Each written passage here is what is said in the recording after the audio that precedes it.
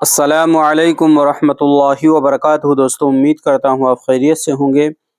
میں ہوں محمد مقصود قاسمی اور آپ دیکھ رہے ہیں Bagh Madina YouTube channel. Bhopal freelance صحابی اشرف حسین نے ایکس اکاؤنٹ پر لکھا ہے کہ مدھیہ پردیش کے دامو شہر کے مسجد کے امام کے ساتھ سنیچر کو 4 نوجوانوں کے ذریعے مار پیٹ کی گئی۔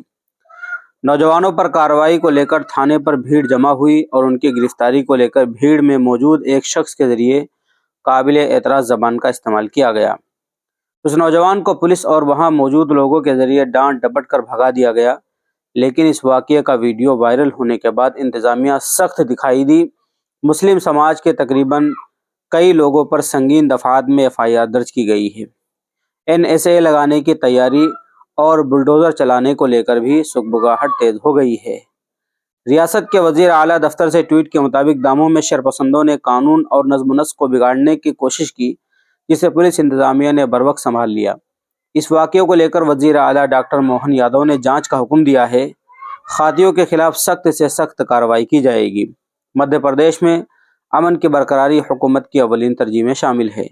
صحافی کاشف کاکوئی کی رپورٹ کے مطابق دامو میں مسجد کے پاس ٹیلر انصار خان سے کپڑوں کی سلائی میں تاخیر ہونے پر 4 لڑکے للو شرما، وکی شرما، راجو ٹھاکر اور ایک دیگر نے اس کے ساتھ مبینہ طور پر مار پیٹ کی۔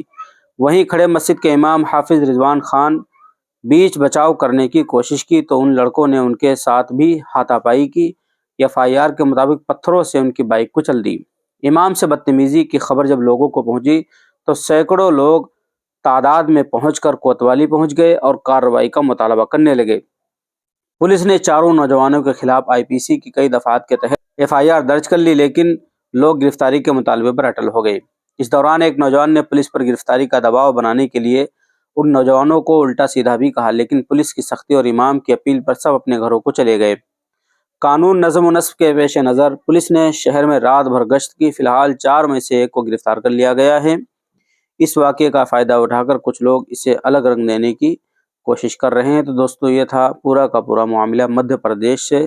اللہ سے دعا کرتے ہیں اللہ تبارک و تعالی امن کا، خیر کا معاملہ فرمائے۔ اب آپ حضرات کا اس واقعے کے متعلق کیا کہنا ہے، نیچے کمنٹ کیجئے۔ پہلی بار چینل پر آئیں سبسکرائب بھی کر سکتے ہیں۔ چلیے دوستو، پھر ملتے ہیں انشاءاللہ جلد ہی۔ السلام علیکم ورحمۃ اللہ وبرکاتہ۔